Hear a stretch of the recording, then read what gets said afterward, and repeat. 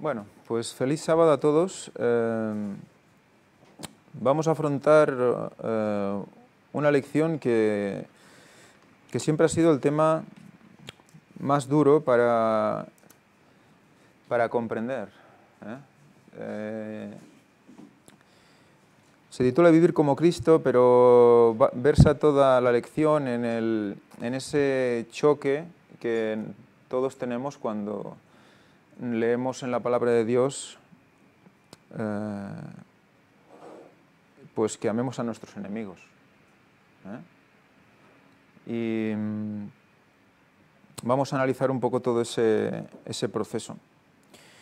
Vamos a leer el versículo para memorizar que dice: un mandamiento nuevo os doy, que os améis unos a otros, como yo os he amado, que también os améis unos a otros.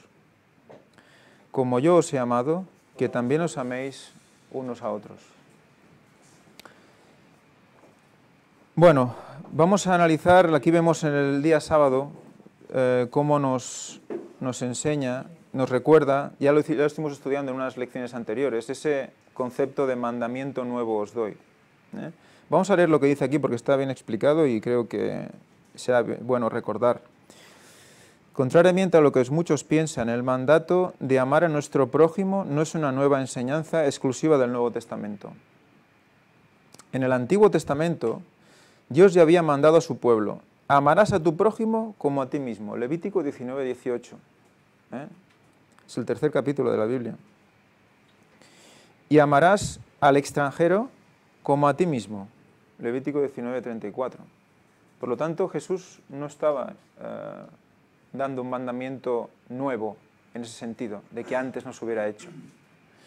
Entonces, ¿por qué esa palabra en ese lugar? Ahora lo vamos a analizar. También ellos nos comentan, dice, ¿por qué entonces dijo Jesús, un mandamiento nuevo os doy? Lo novedoso de la instrucción de Jesús era que tenía una nueva medida. Porque, como habéis visto, dice, como yo os he amado, que también os améis unos a otros. Ya nos está poniendo un ejemplo, una guía, un cómo hacerlo. ¿Cómo amar al prójimo? Mira a Jesús. Mira a Jesús y verás cómo debes amar al prójimo. Pero no como tú decides amar al prójimo, sino como tú te pones en manos del Espíritu Santo para que Él te lleve a hacer lo mismo que Jesús hizo. Amar al prójimo como Él lo hizo. Por lo tanto, hay una nueva dimensión de ese amor. Lo que estás diciendo es muy importante y además, sobre todo, demostrando que esto está en Levítico. Porque es curioso, pero la mayor parte del mundo protestante, cuando se basan en decir que el sábado ya no hay que guardarlo, utilizan la famosa frase de Jesús de mandamiento nuevo. Y ya está. Sí. Y como es nuevo, lo otro ya no sirve. Y resulta que cuando les dices, no, pero si esto está registrado en Levítico, se sorprenden porque, claro, ya los han instruido así. Si se basan en que solo hay un resumen de las dos tablas y que eso es lo que vale y no el contenido de cada tabla, tiran por tierra el sábado y eso les va perfecto. En el momento en que les dices que esto está en Levítico y otros textos en Deuteronomio, se acabó. Y no saben por dónde salirse porque se ven muertos, realmente muertos. Y allí es donde está en juego su sinceridad una vez más. Sí, ¿no? ahí tienen que tomar una decisión. Porque la Biblia también nos dice que de esos dos mandamientos cuelga toda la ley. Cuelga toda la ley. No dice que anula el resto de la ley, ni que... No, cuelga toda. O sea, que está depende incluida. toda la ley también, ¿no? Sí, bueno, es que cuelga texto, es... Cuelga es el significado que encuentras en la Strong de esa palabra también.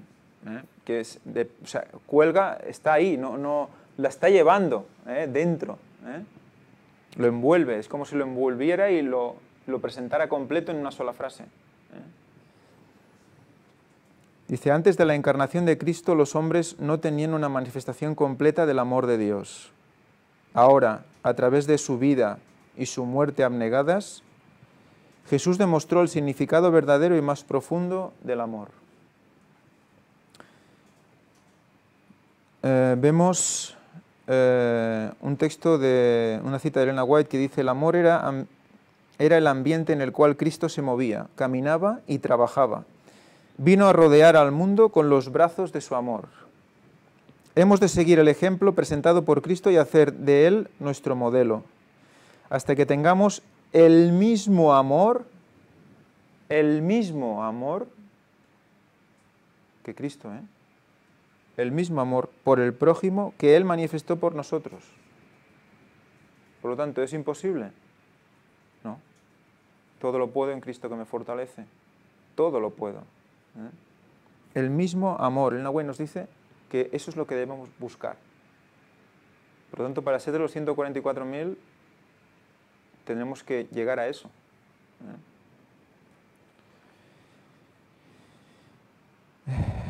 Esta semana, al considerar la ternura, consideración y compasión de Jesús, que en nuestros corazones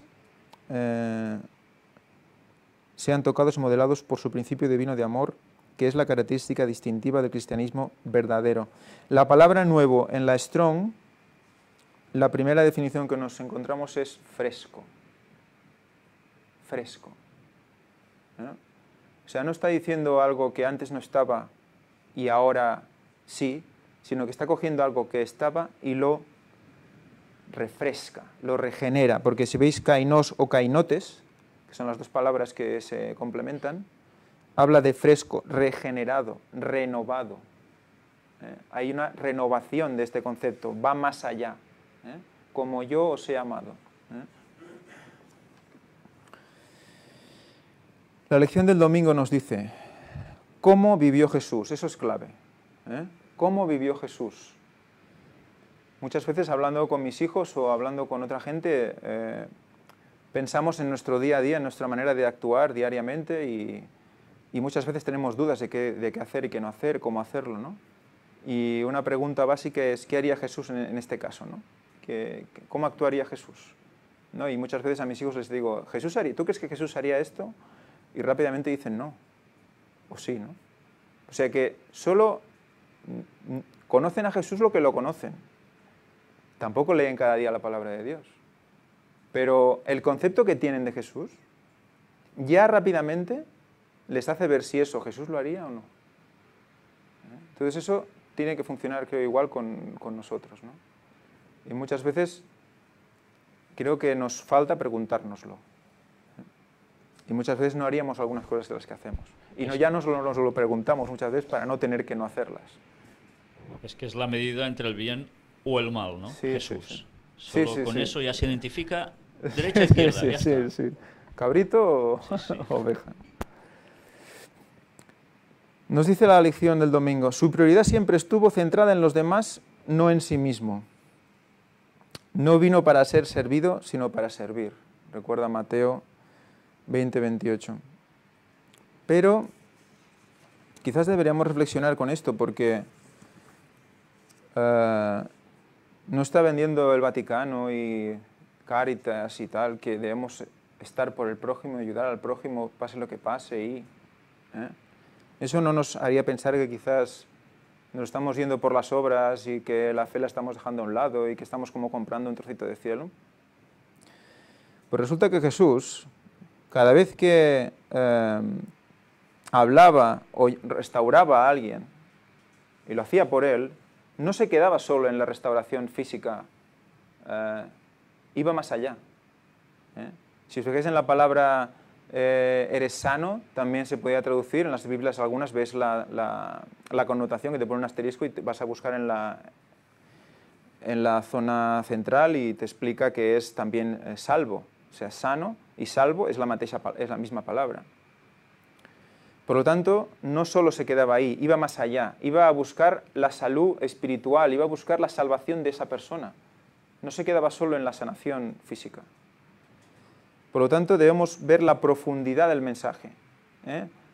Ahora, hoy día, si tú vas a alguien como organización y le sanas, le provees, le ayudas, pero además aprovechas para explicarle la palabra de Dios, es proselitismo. Está prohibido.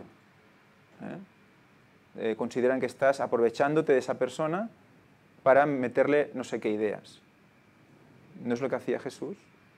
Jesús no cogía y en el momento de mayor debilidad de esa persona, cuando ya no podía más, le recordaba que sí, que se puede sanar físicamente, si le mira fijamente, pero que también va a tener una vida eterna posterior, que va más allá. Entonces él le muestra su poder y le dice, no peques más. Le dice, no peques más. Y no le diría, bueno, ya está, ya te he sanado, ya tranquilo, ¿no? Dice, no peques más. ¿Por qué? Porque eso ya le prepara para la otra vida. Vamos a leer Mateo 15. Lo vamos a leer entero, del 32 al... No, entero no, el capítulo no, perdón. Mateo 15 del 32 al 39. Si alguien lo quiere leer, que se ponga al micrófono y lo lea. Y si no, lo leo yo mismo.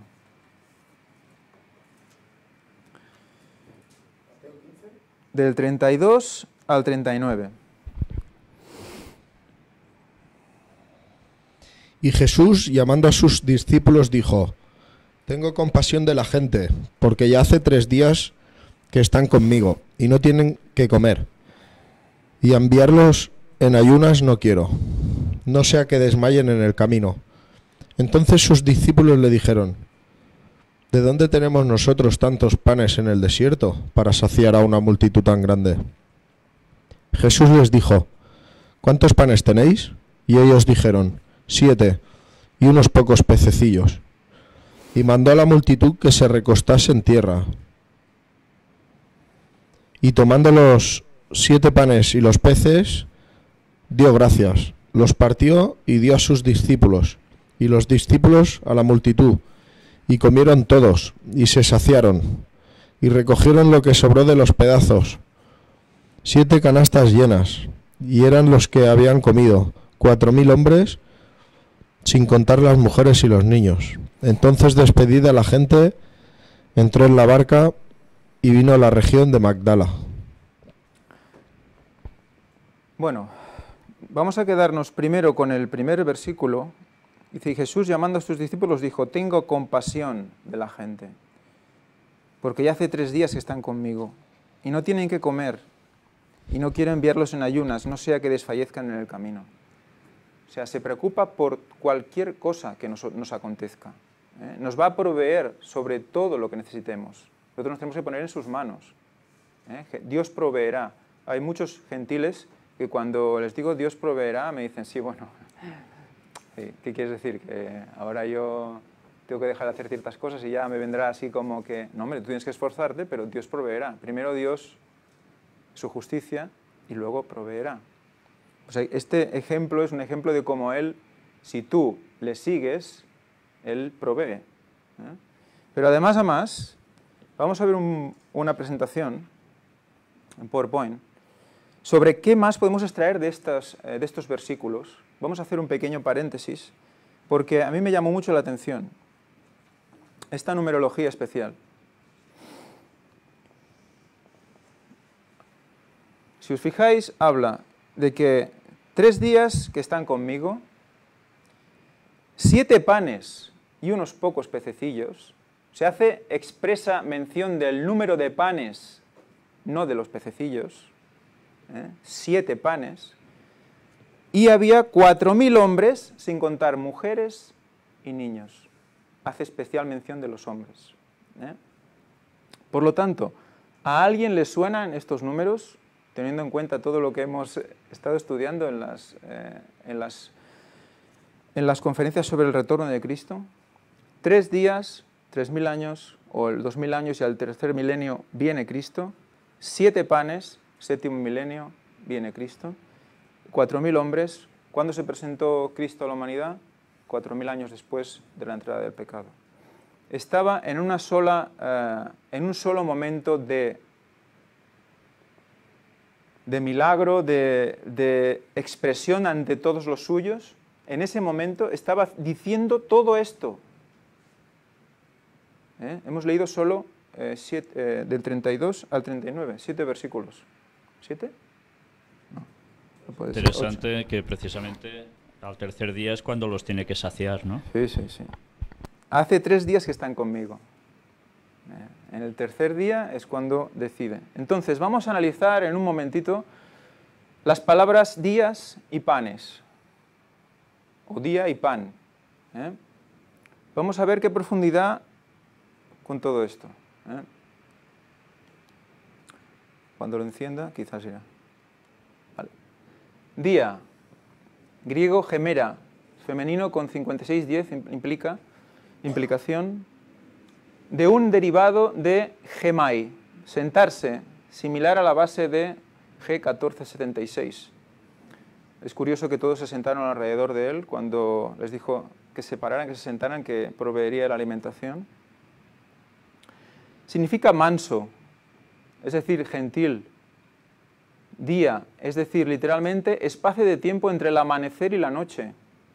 O las 24 horas enteras. Y fijaros lo que dice aquí. Pero los judíos, por lo general, consideraban varios días como incluyendo parte de ambos extremos. Entonces, cuando la palabra de Dios dice, al tercer día Cristo resucitó, tenemos una parte del viernes, todo el sábado, y una parte o porción del domingo. 3 días. Pero aparte tenemos otra historia que son 3 días y 3 noches, que eso quedará aclarado en su momento. Cuando los ponemos, no sé si la semana que viene, yo no estaré, no sé, ya hablaremos. Figurativamente, periodo, siempre definido más o menos claramente por el contexto. Edad, fiesta, hoy, mediodía, amanecer, día, tiempo, tribunal. Tribunal.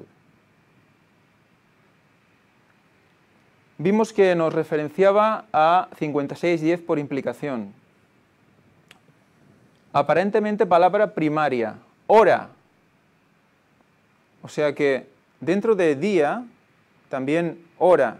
De hecho, la hora es una parte proporcional de un solo día.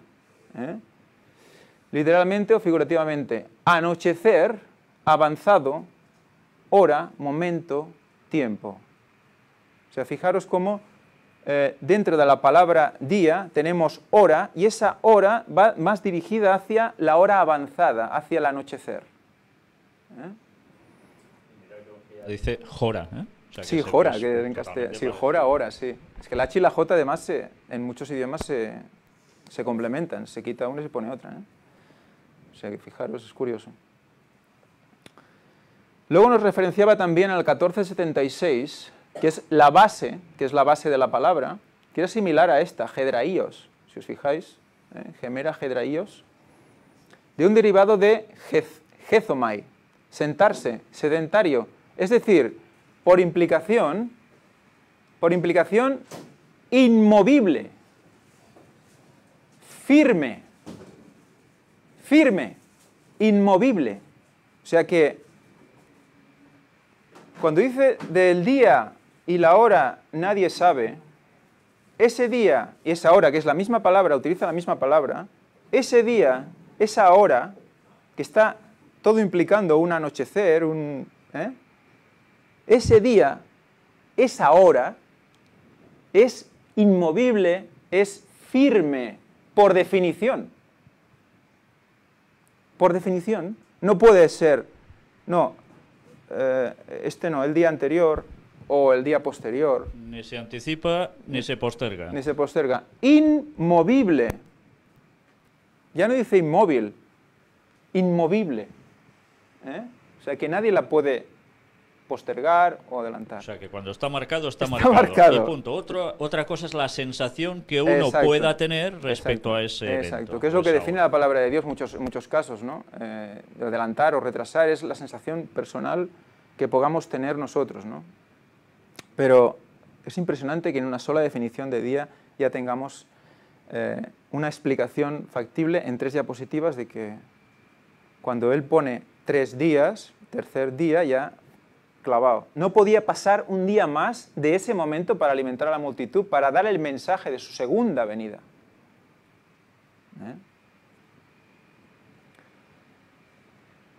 Y luego tenemos pan. 7 panes. Panes hartos. Es curioso, ¿no? ¿No harta el pan? Es curioso, ¿no? Que se llame hartos. De G142. pan como leudado u hogaza. Hogaza es un pan de kilo, para entendernos. Pan. Pa de pagés, como aquí decimos en Cataluña. Y la fuente es G142, que es airo. Dice, verbo primario, elevar, alzar. Por implicación, cargar o llevar cargando. Recordad, Jesús dijo, yo soy el pan de vida. Yo soy el pan de vida. ¿Por qué dijo él, yo soy el pan de vida con la misma palabra? Vamos a verlo, los vamos a ver ahora. Esa palabra implicaba muchas cosas. Figurativamente, alzar la voz. Si tú alzas la voz, es para avisar a alguien, para decir algo a alguien. Cuidado, oye, escucha, alzar la voz. Mantener en suspenso la mente, específicamente, izar velas. Es decir, levar anclas. ¿A qué nos está remitiendo aquí? ¿No recuerda un barco? ¿Recuerda un barco? ¿Qué barco podría ser? El arca. Es impresionante, ¿no? Yo soy el pan. Por hebraísmo, compare 53-75, expiar el pecado. O sea que pan es un hebraísmo para explicar expiar el pecado. Yo, no sé, yo cuando lo estuve viendo, soy el pan de vida, expiar el pecado. Soy la expiación del pecado. Alzar, cargar, levantar, levar ancla, llevar, muera. Los fariseos ahí, crucificadle, crucificadle. Quitar, recoger, sostener, subir, tirar, tomar. La he puesto en rojo porque vamos a ver dónde nos lleva esto. Vemos la implicación del hebraísmo. Vamos a leerlo porque es curioso que se llame NASA. Y la NASA envía cohetes al espacio, ¿no? Y se elevar y tal. Bueno, eso ya se me va al... Bueno, NASA nos hace referencia a Salmos 4.6, que es una oración diciéndole a Dios que alce su mirada sobre nosotros. Alzar. Raíz primaria, elevar en una gran variedad de implicaciones, literal o figurativamente, absoluta o relativa, como sigue. Acarrear, hacer acepción, aceptar, acepto, admitir, agradar, aliviar, alzar, anhelar, apresurar, arrancar, arrebatar, como un carbón arrebatado del fuego, arrojar, atender, ayudar, carga, cargar, compartir, conducir, consumir, dar, distinguido, echar, elevar, empinado, enaltecer, engrandecer, entonar, envanecer, erguir, erigir, erizar. Todo lo que es levantar, es como estimar, estimular, exaltar, exigir, favor, favorecer, florecer. ¿Cuándo florece? Primavera, ¿no? Ganar, gritar, hallar, honrar, impulsar, jurar, levantar, libertar, llevar, mover, ofrecer, pagar, el pagó, palo, perdonador, producir, quitar, rebelarse, recibir, reprimir, respetar, respeto, robar, sacar, sentir, soportar, sostener, subir, sublime, suficiente, sufrir. He puesto rojas algunas, pero es que podríamos hablar de muchas de ellas. Sustentar, tender, tendió su mano a la humanidad, tener, tolerar, tomar otra vez, traer, venerable, vestir. ¿No nos vestirá con vestiduras nuevas? O sea, fijaros, pan. Estamos aún en pan, recordad, estamos en pan, todo esto es pan. Yo soy el pan de vida, yo soy todo esto. Para vosotros. El pan que decían antes de hartar, ¿no? Él nos sacia. Nos llena. Claro. Es que es curiosísimo, sí, la palabra ya... Yo es que el español tiene algo... Bueno, yo lo siento, mira, ¿qué vamos a hacer? Claro, es el que conozco, ¿no? Y hay otros idiomas que hemos mostrado también, hay palabras en inglés y tal, que realmente pero hay cosas que, no sé, que son muy curiosas, muy curiosas.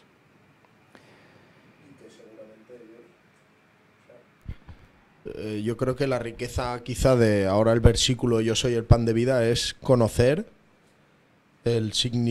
todo lo que para las escrituras en hebreo llega a significar Bueno, esa palabra. En griego, porque de hecho esto es un hebraísmo, o sea, es una palabra que los hebreos utilizaban también para definir todo esto, ¿no? Exacto, que no es pan de lo que nosotros conocemos sí. como un alimento. Sí, es que es muy simple, ¿no? Porque tiene significado de acciones, ¿no? Como que él te impulsa, te levanta, ¿no? O sea, te llena, te hace florecer. Exacto, todo lo bueno, ¿no? Todo lo Sí, bueno. sí. Todo lo que te hace crecer como persona, quizás, ¿no? Sí. Muy bien. No. Esta me encanta. Vuelve. Vale. No, que yo he visto también erizar y Erizar. empinar, florecer. Esta palabra empinar y erizar pues nos lleva también, salía en tamar, palmera, que nos lleva también a la llaga, a lo de los... Bueno, yo que sé, Tienes toda la razón, tienes que toda la también razón. es otro, alimenta el círculo, así que llamo yo círculo vicioso de la salvación, que no salimos de ahí. No podemos salir de la salvación una vez nos metemos a estudiar esto. Vamos a la llaga, desde luego. Desde luego que vamos a la llaga. La verdad es que, gracias a Dios que tenemos muchas mentes involucradas en esto, porque hay tantas conexiones que se te escapan y cuando ves realmente que se han hablado de cosas y todo nos lleva allí mismo, es impresionante. Gracias, Wallace. Bueno, pues entonces pan, hemos dicho que es igual a Cristo, ¿no? Pero entonces también es igual al arca. Alzar velas, zarpar. Yo soy el arca de vida. ¿No estuvimos presentando en las conferencias que el arca de Noé representaba físicamente al cuerpo de Cristo? Recordad que estuvimos presentando esta pareció, era como una opción, una intuición. No, es que lo estaba definiendo con la palabra pan. Ya estaba diciendo que el arca era el cuerpo de Cristo. La otra arca, la de la alianza, dentro contenía el maná, que era el pan del cielo. El pan del cielo. Muy bien, pues esto para mí fue ratificar lo que ya estuvimos presentando en el tema del ciprés y el arca y la brea, y bueno, y la verdad es que ha sido una experiencia interesante. Bueno, ya que hablamos de pan, voy a decir una curiosidad. Venga, va. Cristo nació en Belén, que en hebreo es casa de pan. O sea, que más claro. Ahí, ¿qué más quieres, no? Ahí está. Pues está claro que para el pan teníamos que estar aquí, ¿eh? Pero bueno, cuando bendijo el pan delante de sus discípulos en la última cena, Mateo 26, 26, y mientras comían tomó Jesús el pan y tras pronunciar la bendición lo partió, lo dio a sus discípulos y dijo: tomad, comed, esto es mi cuerpo. Por lo tanto, si el pan es arca, arca es mi cuerpo. Otra vez.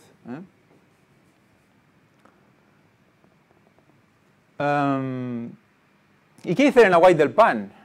Fijaros lo que dice Elena White. Elena White sabía algo, no sabía quizás qué, pero sabía algo. Y dice: hay religión práctica en un buen pan. Y dice: muchas almas se pierden como resultado de los alimentos mal preparados. Se necesita pensar mucho y tener mucho cuidado para hacer buen pan.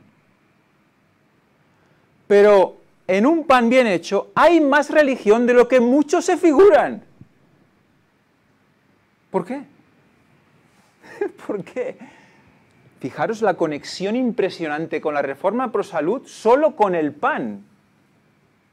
Estás formando tu mente al hacer un buen pan y comer un buen pan. Estás llevando tu mente a la redención, a la salvación. Y ella, en la forma de decirlo, ya te está dando el mensaje subliminar también, o sea, diciendo, de los que muchos se figuran. Exacto, porque ahí ella ya como que ya sabía de lo que hablaba y ahí hay una indirecta. Ella sabía ahí, que había ahí algo, sí. Algo verdaderamente profundo en el pan. Que te hace pensar tal y como lo dice, ¿no? Como si fuera un poco más... Después de lo que hemos visto está claro que ahí estaba, ¿no? Otra vez Elena White, cada detalle es para tenerlo en cuenta. Nosotros tenemos la suerte de vivir en una parte occidental en el cual la cultura del pan está muy establecida, pero eso no sucede en otros países. Hay países, por ejemplo, en Latinoamérica, que el pan es que prácticamente no saben ni que existe. Y claro, esa rememoración de todas estas cosas quizás les va a costar mucho más de captar. Quizás. Nosotros, debido a la influencia oriental del pan, como hacían también los hebreos, como llegaron aquí los judíos, aquí, claro. Esto nos ayuda mucho en estos conceptos, ¿no? Y pan de dos tipos, con levadura, sin levadura. Vale, me callo. No, que tienes razón, porque eso hay que aclararlo, porque en la última cena el pan era sin levadura. Y cuando hemos visto la definición de pan, ponía pan leudado. Y es la misma palabra que se utiliza también en la última cena, ¿eh?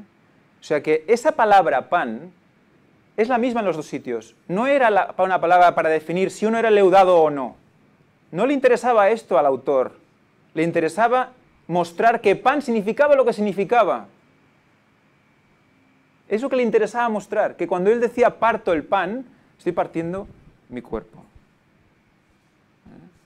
Y de ahí la importancia de comer un buen pan, porque nutres tu mente y tu cuerpo, o tu cuerpo y en consecuencia tu mente es que también. Es la imitación humana del pan del maná. Es el paralelismo en la tierra de lo que sería el maná. Y estaba también, cuando él decía parto el pan, estaba también ya como insinuando su sacrificio también. Porque dice, parto el pan para que vosotros podáis comer. O sea, yo me sacrifico para que vosotros podáis ser salvos también, ¿no? Sí. Ahí eso vamos a... Es que ahora viene. Elena White dice, el pan y el mosto representan el... ¿Ibas a hablar? No.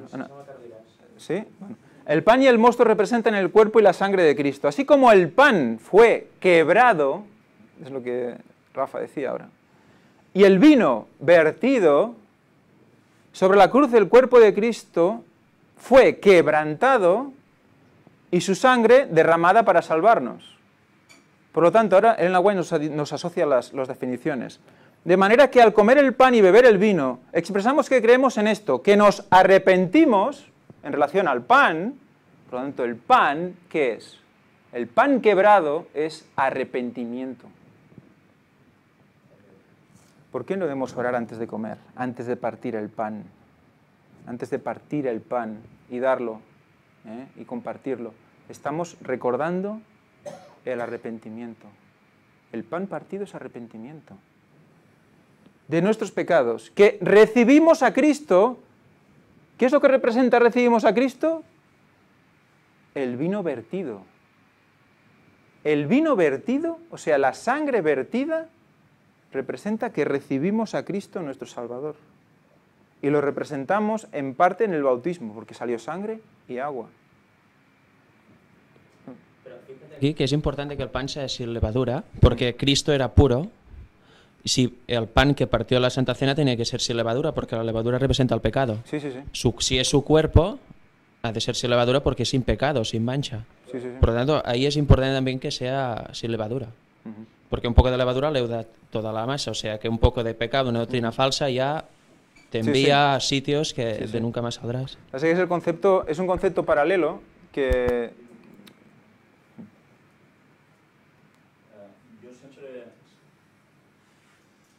Recordaré cuando hace muchos años fui a ver cómo oficiaban los mormones y ellos también hacían una Santa Cena, pero me quedé súper sorprendido cuando utilizaban pan Bimbo.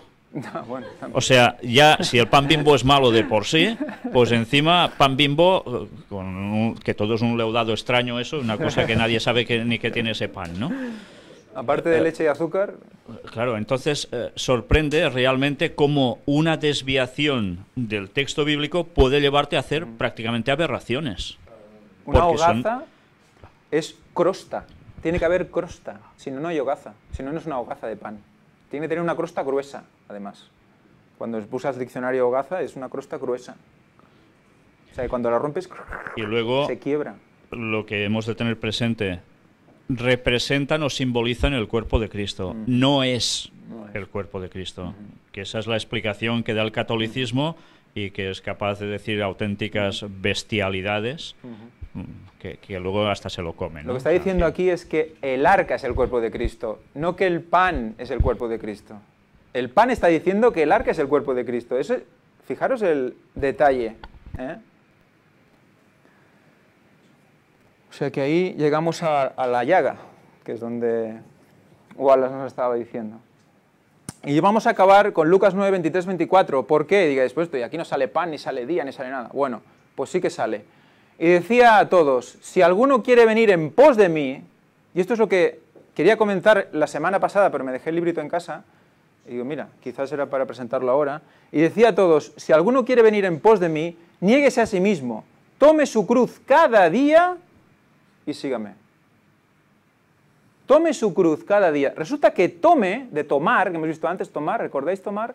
También es de la misma raíz, airos, que pan.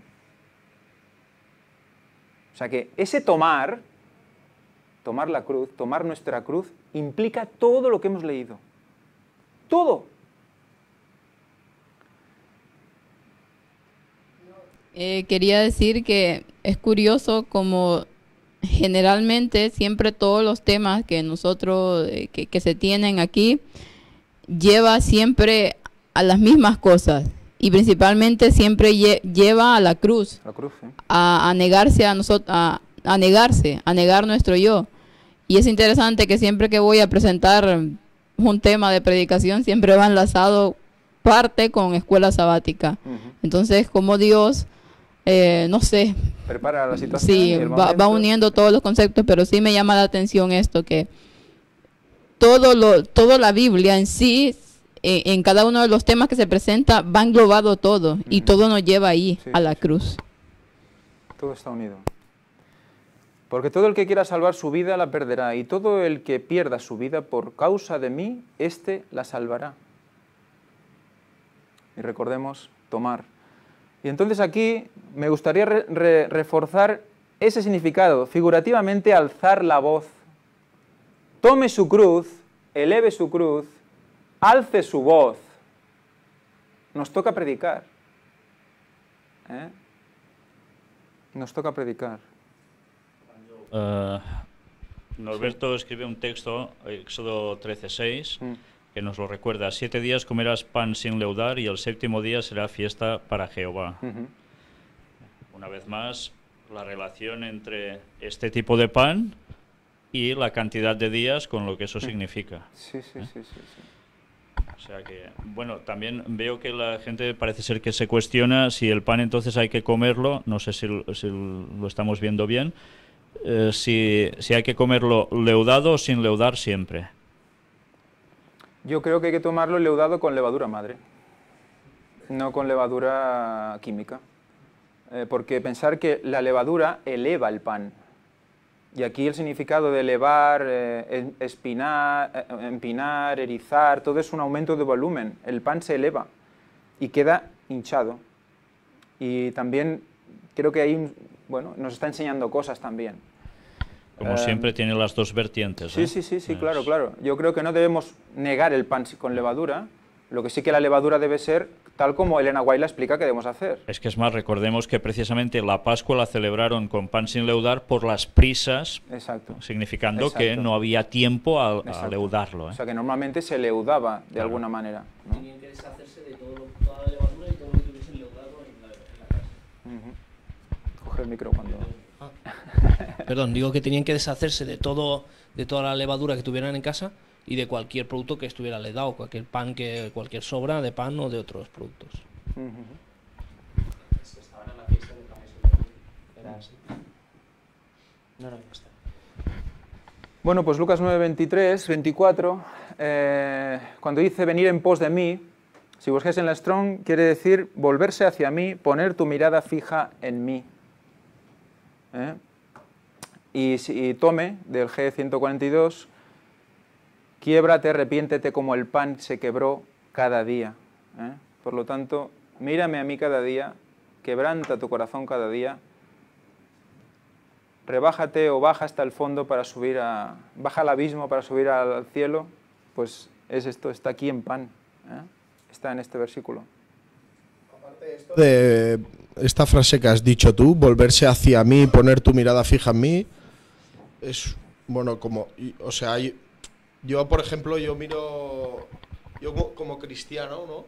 Miro de tener siempre presente a Cristo en mi cabeza. Y esto sería como una frase de meditación, ¿sabes? Sería como una meditación en Cristo, de que cada minuto o cada paso que tú das en tu vida lo tengas delante de tu... Lo tengas delante, sí, en la mirada fija, delante tuyo, en la mirada ¿sabes? fija. Exacto. Sería como una meditación en Cristo eso para mí, visto desde mi punto de vista, ¿no? Porque muchas veces vamos por la calle pensando en tonterías porque nuestra mente va generando pensamientos o nos vienen recuerdos o cosas del trabajo, y yo creo que las personas perdemos mucho el tiempo en remover todo este tipo de pensamientos, y nosotros deberíamos ser conscientes de que nuestra mente es así porque es inmadura y está contaminada, y una meditación sería eso, ¿no? Tener a Cristo delante nuestro y mirarlo a Él, ¿no? Contra más rato posible al día, mejor, ¿no? Los que nos escuchen, tener en cuenta que cuando hablamos de meditación no estamos hablando de nueva era, ¿no? De una cosa estamos hablando esa, sino que tú de lo que realmente la base de meditación cristiana, ¿no? No nada de nueva era, no, para nada. Vale. Volverse hacia mí, creo que volverse es girarse. O sea que para mí eso lleva al Edén. Recuerda... Pero hacia atrás, ¿eh? O sea, cuando miras la definición es detrás, ¿eh? O sea, es... Por eso. Te vuelves... Porque te tú dice, estás yendo en una dirección totalmente contraria. Gírate y mira al Edén cuando antes de pecar caminaba contigo, te enseñaba, éramos pareja, entre comillas, porque éramos el matrimonio. Nos amábamos, te enseñaba, tú me obedecías, era todo paz. Vuélvete hacia estos tiempos y grábalo en tu mente. Es eso, volverse hacia Él. Solo podrás ver el Edén otra vez si te quebrantas. Ese es podrás ver realmente el significado del Edén y cómo tenemos que volver al Edén otra vez si nos quebrantamos. Y si te fijas en mí. No es mirarlo, es fijar la mirada. O sea, no te desvíes ni a izquierda ni a derecha. O no hizo después, ¿no? Que se hundió, ¿no? Pues... y luego cuando dice su cruz cada día, recordemos que ese día dentro estaba hora y representaba también esa hora del anochecer. O sea que mirar hacia mí y recordar ese anochecer. ¿Qué pasó ese anochecer especial? ¿Qué día era cuando anocheció en ese anochecer especial? Cristo murió el viernes por la tarde y ese anochecer fue el sábado, fue un sábado. O sea, nos está diciendo también que miremos a ese día, que miremos a ese sacrificio, en ese quebrantamiento, con la rotura del pan, con el vino. O sea, todo está mezclado, entrelazado, al mismo sitio. Y yo creo que incluso también tiene su significado con la segunda venida, ¿no? Porque antes de que Él vuelva, nosotros ya tenemos que estar esperándolo también, ¿no? Sí. Porque tenemos que estar como pendiente y buscándolo dónde está Él para que cuando Él venga nosotros estemos ya, como aquel que dice, esperándolo a que Él llegue, ¿no? Y lo que dice Víctor, ¿no? También volverse hacia mí sería como volverse hacia las sendas antiguas, que también tiene muchísima importancia, porque para estar preparados a su segunda venida tenemos que estar de alguna manera más en nuestro origen, no en el estado actual de pecado. Por eso debemos girarnos y mirar a los orígenes. En la actual Babilonia, ¿no? Tenemos que volver y a caminar hacia el camino antiguo, ¿no? Hacia donde Dios quería que estuviéramos siempre. Recordemos que hemos partido del texto de Mateo 15 y cuando los sacia, ¿cómo concluye? Y comieron todos y se saciaron y recogieron lo que sobró de los pedazos. ¿Cuántas canastas llenas? Sí, 7 canastas. Sí. O sea que una vez más se consuma todo, ¿eh? Y ahí eso, ¿ves? No he analizado canastas. Que estaría bien que alguien cogiera la Strong y mirara canastas. Que son cestas, arcas, bueno.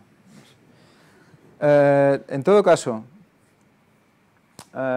seguimos con la lección porque se me va a acabar el tiempo, me van a pegar otra vez. Fanny ya me está haciendo así. Vale, pues el Mateo 25:40 nos dice... Estos nos recuerda, dice, los comentadores han sugerido varias interpretaciones en cuanto a quiénes son estos mis hermanos más pequeños, ¿no?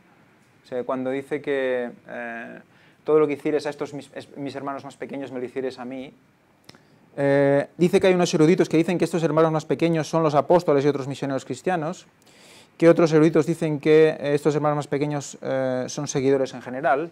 Pero Ellen White nos recuerda un concepto más general de lo que es esto. Y dice, dice, no hay duda de que todos los discípulos de Jesús son sus hermanos, pero el alcance de las palabras de Jesús parece ser incluso mayor. Cristo se identifica con cada hijo de la humanidad, es hijo del hombre, y así hermano de cada hijo e hija de Adán. Por lo tanto, ¿cuáles son estos mis pequeñitos? Todos los que le buscan, todos los que aceptan, la posibilidad es que todos puedan serlo. Somos hechos hermanos suyos. Seguimos, amarás a tus enemigos. Fijaros en Lucas 6, 27, 28, cuando dice, los que os aborrecen, los que os maldicen, los que os ultrajan y os persiguen, y dice, los que os aborrecen, bendecidlos, los que os maldicen, hacerles bien, los que los ultrajan y os persiguen, orad por ellos. Vale, entonces ya te dices, bueno, hay algunas cosas de estas que no he hecho, me parece. Estamos siempre quejándonos. Este me ha hecho eso, ese me ha hecho lo otro, ese es un tal, ese es un cual, ese... En vez de... Y son tres cosas, ¿eh? Y son tres cosas. Y la tercera es orad. Pero, fijaros, muchas veces eso lo comenté en la charla del otro día, en 3 días y 3 noches, como el concepto de que siempre buscamos una excusa fuera, cuando tenemos que hacer mucho dentro, mucho. Muchas cosas de las que nos pasan son porque nosotros hay alguna cosa que aún no estamos... No hemos cambiado. Sí, que aún no estamos haciendo como Dios quiere. Y buscad porque lo vais a encontrar, Lo vais a encontrar. Entonces, empezad por ahí, Nota de Jesús, que Jesús primeramente nos pide que amemos a nuestros enemigos y luego, como resultado, que demostremos este amor por medio de buenas acciones, palabras amables y oración intercesora. O sea, que una cosa es consecuencia de la otra. O sea, tenemos que hacer las cosas, las obras salen porque tú te has puesto en manos de Dios. No nos planteemos, hoy voy a ayudar a 57 personas. No. Que es una buena predisposición, pero sin amor, sin que Dios ponga en ti ese amor verdadero, esa ayuda, quizás puede quedar en mera ayuda numérica y ya está. Dice, a fin de ayudarnos a entender este mandamiento elevado, el Señor utilizó 3 argumentos. 3. Primero, debemos vivir por encima de los bajos estándares del mundo. Incluso los pecadores aman unos a otros, y hasta los criminales se ayudan unos a otros. Yo te ayudo a matar, tú me amas porque te ayudo a tal, ¿no? Dice, segundo, Dios nos recompensará por amar a nuestros enemigos. Aunque no tenemos que amarlos por la recompensa que recibiremos, Dios nos la otorgará con generosidad. Y tercero, este tipo de amor es una evidencia de nuestra comunión cercana con nuestro Padre Celestial, que es benigno para los ingratos y los malos. Por lo tanto... Es que eso es muy interesante porque nos propone hacer eso con la gente, para nosotros y para que salgamos del mundo y otros que están en el mundo vean un ejemplo y quizá quieran saber por qué hacemos esto. O sea que es otra vez salvación para nosotros y para todo el mundo. Coge. Y eso sería como tomarlos con nosotros fuera del mundo. Sí. O sea, cogerlos, recogerlos y tomarlos. O que estuviesen como colgando de nosotros, como envueltos, como que vamos todos a una, ¿no? Cuando venga Cristo nos tomará a todos desde la nube, ¿no? Sí. Sí, ahí. Estas reflexiones que hacemos yo las veo en positivo, ¿no? Pero yo creo que el plan de Dios es infinitamente mucho más profundo, ¿no? También. Porque cada vez nos va dando pequeñas luces, pero esto que dicen ellos es verdad, pero aparte Él nos está haciendo ver dentro de nosotros de que si le obedecemos y hacemos lo que Él quiere, nos va poniendo como pequeños parecidos a Cristo, porque esto es lo que realmente vino a hacer Cristo a la tierra también, ¿no? Dar fruto y él dar su, digamos, ponerse Él en peligro para darnos a nosotros la salvación. O sea que de alguna manera Él nos está empujando también a seguirlo, a imitar, ¿no? Pero yo creo que esto está todo preparado por Dios, que o sea, nos va enseñando luz poco a poco, pero que el mensaje es infinitamente mucho más profundo, es un plan perfecto. Hay una finalidad. O sea que no lo acabamos de ver, ¿no? Nosotros o sea, no vemos el final. Lo empezamos a palpar, pero Pero bueno, que yo creo que el plan de Dios... Bueno, Ellen de White lo dice, que lo vamos a estar estudiando por la eternidad, y yo creo que es por algo, porque conforme vas mirando y vas profundizando, cada vez salen más cosas, salen nuevas luces, y lo bonito es eso, que es que no te cansa, que cada vez te despierta más intriga, ¿no? El aprender y el que te vas notando cada vez más lleno, ¿sabes? Sí, que sí. es que no se acaba. Es Eso lo constante, bonito. es una espiral, ¿eh? Una espiral que nunca se cierra, ¿eh? En la lección del jueves nos hace la pregunta del millón. Dice, ¿de qué modo nosotros, que somos egoístas por naturaleza, podemos amar a nuestro prójimo de manera desinteresada? Desde un punto de vista humano es simplemente imposible.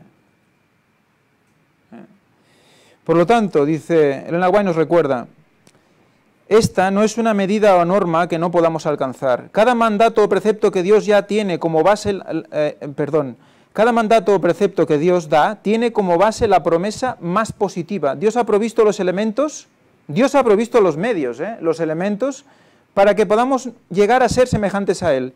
Y lo realizará a favor de todos aquellos que no interpongan una voluntad perversa y frustren así su gracia. Por lo tanto, ¿quién pone los medios? Dios. ¿A través de qué? Del sacrificio de Jesús, de todo lo que nos da. Nosotros tenemos que poner el fruto. El fruto sale después de utilizar los medios que Dios te da para amar a tus enemigos. Fijaros en Lucas 6, 35, 36, que nos dice que vamos a ser misericordiosos, o que debemos ser misericordiosos para con los desagradecidos y malvados. Aquí vemos que somos utilizados nosotros para llevarles bendición a ellos. O sea que cuando nosotros estamos prejuzgando a alguien y decir que es nuestro enemigo, ya estamos diciendo, oye, a ese no lo quiero hablar, o a ese le maldigo, estamos negando la voluntad de Dios de llegar a esa persona. Recordar siempre que cuando Cristo vino, nosotros éramos sus enemigos. Habíamos adulterado en el Edén y la humanidad era enemiga de Dios. Y Él vino y con todo su amor se entregó, nos salvó y nos proporcionó una vía nueva y una persona nueva para poder llegar a la salvación. O sea, si tenemos que ser como Él y andar como Él, si vamos, dice, mira, este le hablo, este no, este me cae mal, ¿qué estamos haciendo? Eso no es ser Cristo. Por definición somos aborrecidos. Cristo no vive en nosotros si hacemos esto, vive Satanás. Y cuando dice en Juan 15, del 4 al 12, que es largo, pero me quedo con y yo en vosotros, el Padre en mí y yo en vosotros, quiere decir que cuando nosotros amamos a nuestro enemigo es Jesús el que está llegando, el que está hablándole, el que está y yo en vosotros. A través del Espíritu Santo, evidentemente. El 10 dice, si guardaréis mis mandamientos, permaneceréis en mi amor, así como yo he guardado los mandamientos de mi Padre y permanezco en su amor. Por lo tanto, si queremos que Él nos ame y nosotros que le queremos amar realmente, ¿vamos a guardar los mandamientos o está todo abolido? Más claro, imposible. Y hay textos aún más clarísimos de esto, que si me amáis de verdad, guardadlos, si no son palabras vanas, pura palabrería humana que no lleva a ningún sitio. Es la parábola de los pámpanos, ¿no? Yo soy la vid y vosotros sois los pámpanos. ¿Qué es lo que nos une al pámpano? Lo que une el pámpano a la vid, ¿no? Esos mandamientos es lo que muestran el amor a Dios. Por lo tanto, ese es el nexo de unión, esa ley. Si no estamos unidos a través de aceptar su ley, no le estamos amando.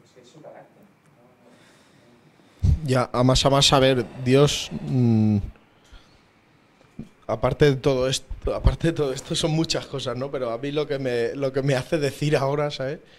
Es que nos demuestra como Dios, ¿sabes? Que vino a demostrarnos de que ha vencido la muerte, ¿sabes? O sea, a lo que a nosotros le tenemos tanto miedo, que a morirnos y dejar de estar aquí, aunque estemos mal, pero tenemos miedo de irnos y dejar de estar aquí. Pues Él vino y se entregó, ¿no? O sea, no le persiguió la muerte como persigue a un humano y cuando lo coge lo elimina, digámoslo así. Él fue a la muerte porque Él quiso y la venció, cosa que nosotros Eso, hasta que él no lo hizo, nosotros no nos lo podíamos imaginar. Pasa que tenemos que de alguna recordar manera. que él no tentó a Dios. Fue el Espíritu Santo que le llevó ahí. Bueno, no el él Espíritu dijo, Santo es "Va, Dios voy también. a-". Ya, pero Ya, el Espíritu pero- Santo es Dios también. Ya, pero ese O sea, concepto él- hay veces mucha gente lo coge como que él ya tentó. Entonces, como ya tentó, dice, no tentarás al Señor tu Dios, y ahí él tentó y salió. Bueno, ya, vale. Bueno, eso Como no, persona, no, pero claro, eso es... Se puede entender así, pero no me refería a eso, ¿eh? Ujú. Vale, no.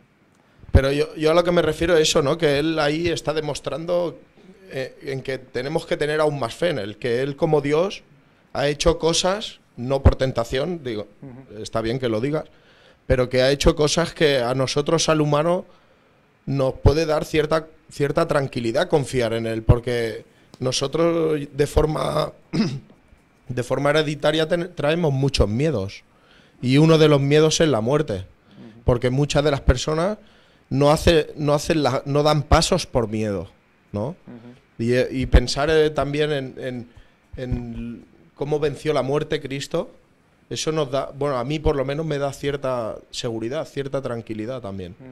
Porque estás confiando en un Dios fuerte, aunque los judíos se pensaran que no, que cuando el Mesías vendría como un Mesías fuerte.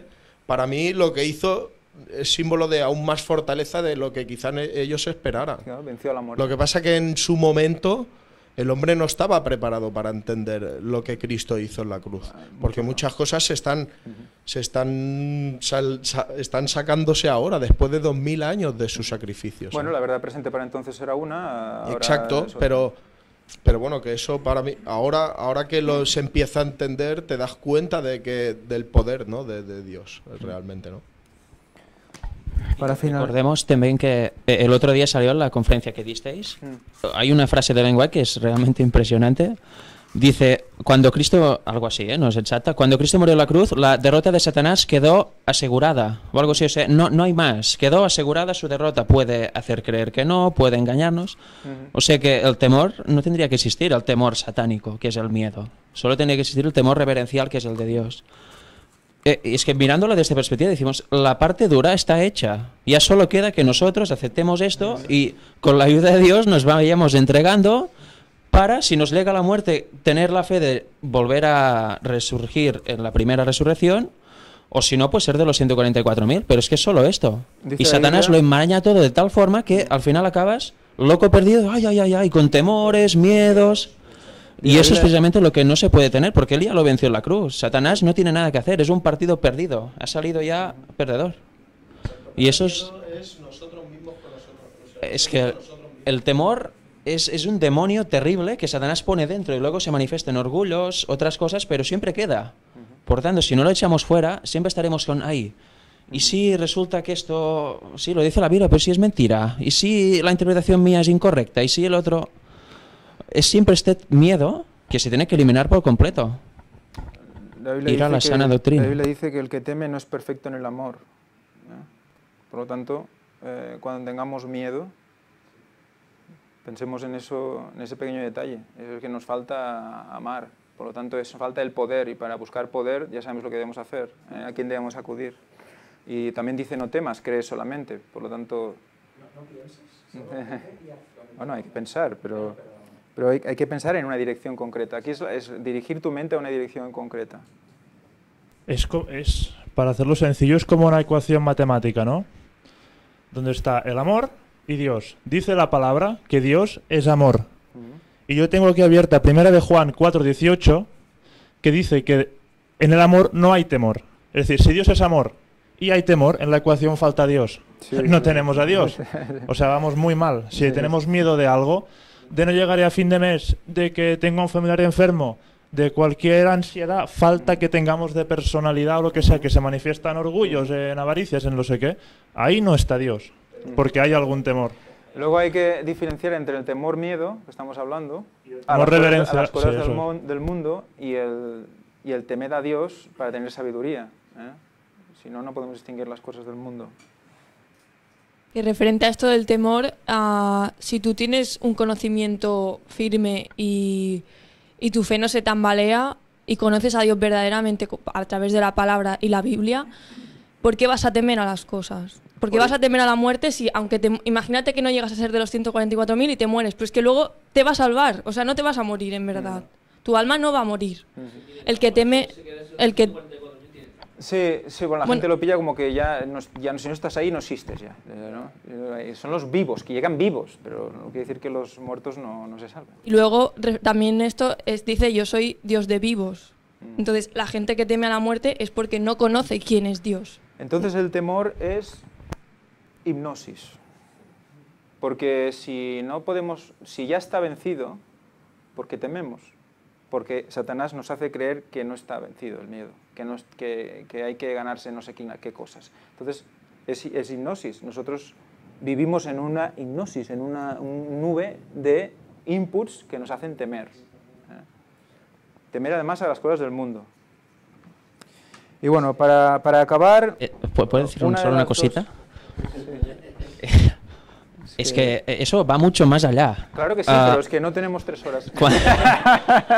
Cuando que sí, que podemos estar aquí 3 horas. Cuando el Espíritu Santo nos habla y nos pone algo en la mente que sabemos que es de Dios, no sabemos por qué, pero sabemos que es de Dios, lo que tenemos que hacer es ir directo hacia lo que nos ha puesto en la mente, porque a la que pensemos, ay, y sí, es la duda, te entra, abres una puerta invisible a Satanás y luego ya temor, ay, no lo digo porque quizá me dirán eso, no sé qué. El Easy debe venir de Isis o algo así. Es que es cuestión de un solo segundo, ¿eh? Solo duda una milésima de segundo y ya estás. Como Herodes, dudó y pam, los fariseos a tope con él. Sí, sí. Bueno, pues voy a leer no las 2 citas, sino una, y la más corta, de Elena White, que dice: no es la magnitud de la obra que hacemos, sino el amor y la fidelidad con que la realizamos, lo que merece la aprobación del Salvador. Podemos descubrir el arca de Noé, si hace falta, pero si no hay amor en ese descubrimiento, si eso que te ha movido no es amor para que eso llegue a los demás, quizás no sea salvo. Por lo tanto, no nos menospreciemos a nosotros mismos porque resulta que no he salido a repartir 250 folletos hoy.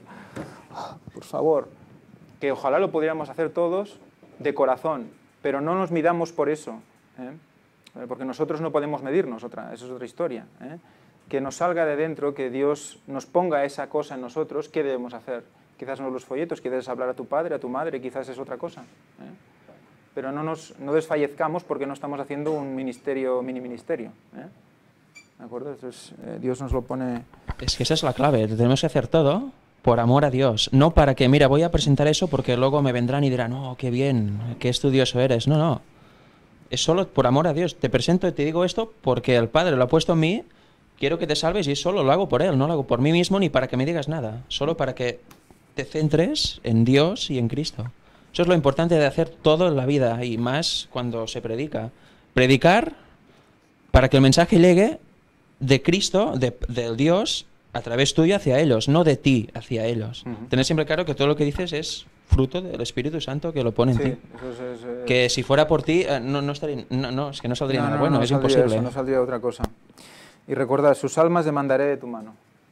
Sus almas demandaré de tu mano. O sea que si no hacemos lo que tenemos que hacer, nos dirá, ¿ves esta alma?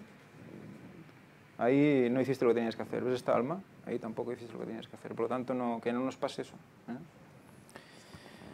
Bueno, pues feliz sábado a todos.